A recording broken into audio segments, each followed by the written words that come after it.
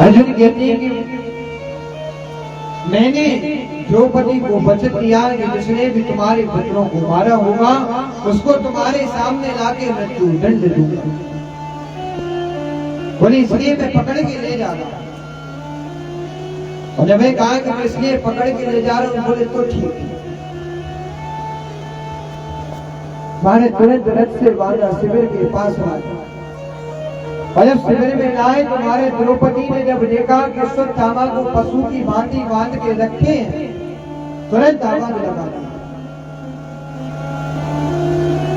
तुरंत चिल्लाने लगी, मुंजता मुंजता में सब ब्राह्मणों ने निद्राओं गुरु।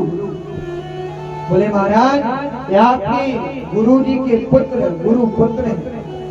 और बोले भले गुरु जी आज नहीं है, लेकिन वही गुरु जी के पुत्र गुरु के रूप में आंखों के सामने खड़े हैं और आपको के पशु की तरह बांधे हो। बोले चाहे कुछ हो जाए, चाहे गुरु हो चाहे गुरु जी के पुत्र हो, दोनों को बराबर मान सम्मान देना चाहिए। गुरु जी के एहसानों को भूल गए। बोले जो जो विद्याएं तुम्हें दी भाई उनने अपने पुत्र को भी नहीं दी। राज गुरु जी चले गए, उनके पुत्र को पशु की तरह बांध के रखे हो। अर्जुन कह रहे हैं कि देवी लगता है तुम भूल गई, इसने एक दो नहीं 5 पुत्रों को मारा। बोले इसने एक नहीं दो नहीं 5 पुत्रों को मारा है। जब कहा कि 5 पुत्रों को मारा, द्रौपदी कह रही कि कोई बात नहीं। बोले आज मेरे पास मेरे पुत्र नहीं है, चलेगा, मेरे पास मेरे पति नहीं, लेकिन बोले जो इनकी माँ कृपी है, इनके पिता द्रोणाचार्य पहले सुधार गए, जो कुछ है सब अपने पुत्र के ऊपर निर्भर। और आप आज यदि इनको भी मार दोगे तो बताओ उस माता के ऊपर फिर क्या बीतेगी। फिर भाई माँ कैसे रहेगी, इसलिए ने जाके छोड़ दो। भीम कह रहे कि भैया तुम छोड़ दो, हम नहीं छोड़ेंगे। अर्जुन कह रहे हैं कि ना हम छोड़ेंगे। हमारे एक तरफ लोग कह रहे छोड़ दो, दूसरी तरफ कह रहे हैं कि आके मार दो। अब उनकी समझ में नहीं आ रहा है कि हम करें सो करें। द्वारकाधीश के पास बोले महाराज आप ही बता दो, हम करें सो करें।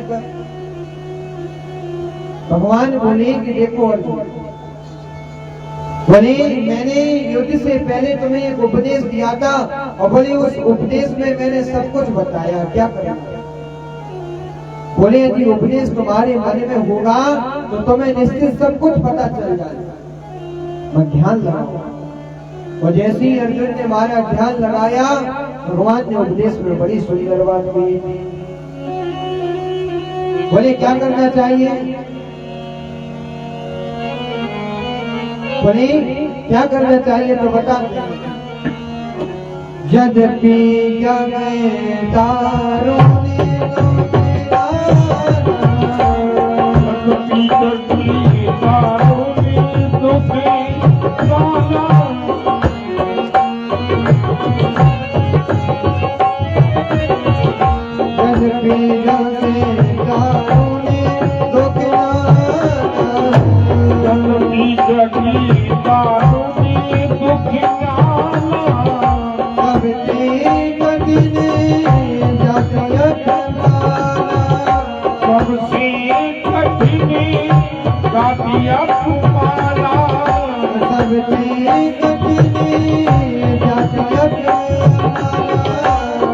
Yeah.